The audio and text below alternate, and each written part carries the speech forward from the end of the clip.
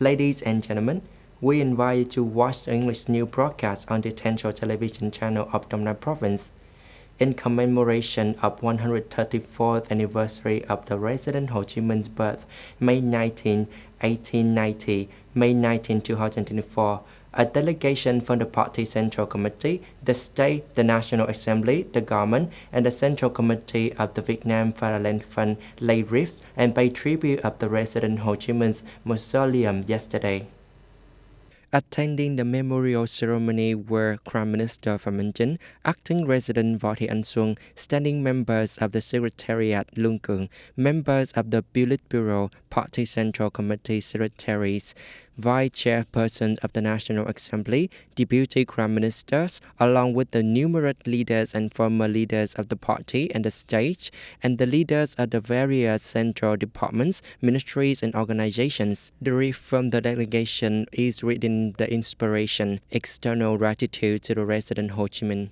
In a commemoration of the 134th anniversary of the President Ho Chi Minh's birth, the entire party, army, and the people are actively promoting and emulating the study and application of his ideologies, ethnics, and the style, striving to successfully achieve the socio-economic development goals and tasks set forth in the spirit of the party's 13th National Congress resolution. As part of their working trip to Trường Sa Island district in Khánh Hòa province, delegation number 17, which include representatives from Dong Nai province and the 10 central units and agencies, visited and presented gifts to officers and soldiers on Da Dong Island, part of the Trường Sa Island district. In recent years, the officers and soldiers of Da Dong Island had consistently demonstrated unity and were actively in all situations, upholding the traditions of the heroic combat, unity, reactivity, overcoming difficulties, and maintaining sovereignty of the historic Trường Sa soldiers. They have excelled in their mission to firmly protect and sacred sovereignty of the nation's seas and islands. After receiving reports on the operational situation and the result achieved since the beginning of the year, the members of delegation number 17 and representatives from Dong Nai province presented gifts to the officers and soldiers in the island. The Ministry of Transport and the Civil Aviation Authority of Vietnam attribute the recent high airfares primarily to significant increase in input costs and a shortage of operational aircraft. They state that the unit will continue to gradually reduce regulations on air transport through bilateral and multilateral agreements, ensuring that Vietnamese airlines can compete, expand, and develop in the international market while also meeting the growing demands of the market.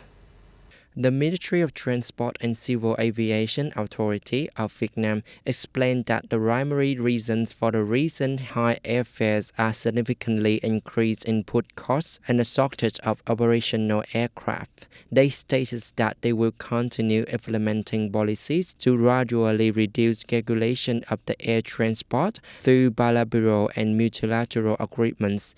This approach aims to ensure that Vietnamese airlines can compete, expand, and develop in the international market while also meeting the growing demand of the domestic market. The Kremlin spokesperson, Mr. Dmitry Peskov, stated yesterday that the preparations for President Vladimir Putin's visit to North Korea are currently underway. Speaking at the TASS news agency, Mr. Peskov emphasized that the preparations for the visits are proceeding at a distant pace.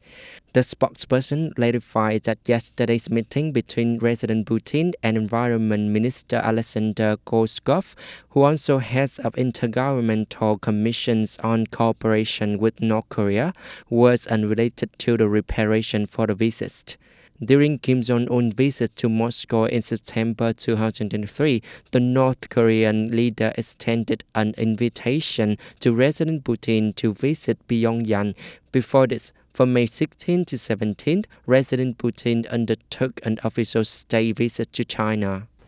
Israeli World Cabinet member and the leader of the opposition party, Benny Gantz, announced that yesterday he would leave the government if the Prime Minister Benjamin Netanyahu does not approve a new plan for Gaza by June 8. The plan referenced by Mr. Brands in the six-point plan, which includes the release of the hostages, dismantling the Hamas movement, demilitarizing the Gaza Strip, establishing an international civilian management agency, normalizing relations with Saudi Arabia, and expanding military service obligations for all Israeli citizens. In response, Prime Minister Netanyahu stated that Mr. Kran's plan equates to Israeli defeat. Mr. Kran's ultimatum deepens the grips within the Israeli government and increased pressure on Mr. Netanyahu amid international criticism of his Gaza policies. Thank you for watching the English news broadcast on Dong Nai Province Essential Television Channel.